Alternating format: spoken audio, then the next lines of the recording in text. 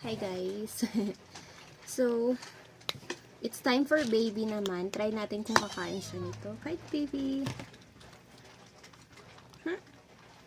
Kain na my love. Ayan siya. And papainumin natin siya ng milk guys. By the way, nagva-vitamins din siya. Ito yung vitamins niya. Multivitamins. LC-Vit Plus. Bakit plus? Wait. LC-Vit. Ayan, doon ka muna, bebe. Alright. And then, ito yung milk niya. Hindi siya kumakain ito. Kain ka, be. Kumain siya ng rice kanina. Lagi. Gusto, favorite niya kasi yung rice. And then, titimplahan ko siya ng milk, guys. Ito yung milk niya. Goat's milk yung perfect sa sa mga kitten. 'Di ba wala kasi tong mommy na adopt ko siya, 'di ba? Sa kalsada. So, hindi advisable yung milk na Bear Brand ganun kasi yung gatas na ganun, maano sila, matatai. Tapos pwede silang mamatay doon. So, dapat ganito, guys. Ilalagay ko yung link ng napagbilhan ko nitong goat milk. So, isang lang, tansya-tansya lang ganun. And then, by the way, si baby, ito, ganyan siya, diba? Lagyan ko ng hot water.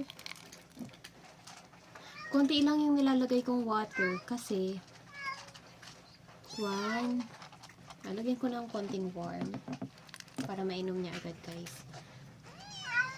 Pero alam nyo, nung dati, musa siyang umiinom. Favorite niya yung, yung Bear Brand. Pero hindi nga siya healthy, kaya hindi yun ang pinapainom ko. Bumili ako nito. Oh, try mga bebe. Please. Ito, vitamins. Try. Nahihiya siya. Ayun guys. So, ang gagawin ko, dahil hindi siya umiinom on his own, ko siya? Ipapainom ko siya. Kasi kapag hayaan ko lang siyang uminom, hindi niya inumin, and then, inumin ng mga matatandang pusa. Ayan. Lang natin guys, kailangan lang natin ng syringe, ganun.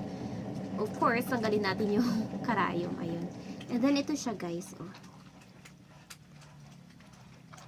Actually, umiinom naman siya mag-isa on his own, para kasing babae. Minsan, yan. Inom na, baby.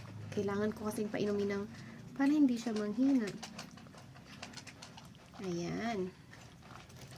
Isa pa, baby. Okay. Wait lang guys, stop ko muna. Thank you so much for watching. Bili na rin kayo ng ganito.